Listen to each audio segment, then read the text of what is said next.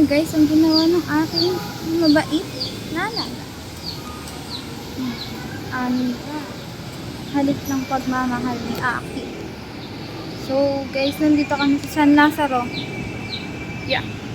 Tapos, si Papa, nagpapa-fill up.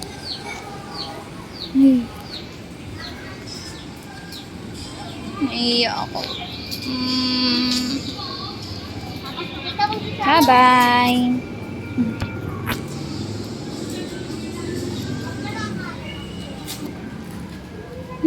Guys.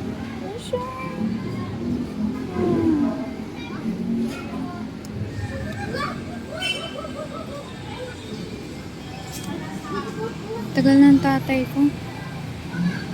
Sabi ng tatay ko mag-vlog daw ako. Okay. Guys. Ito na lang maganda ako.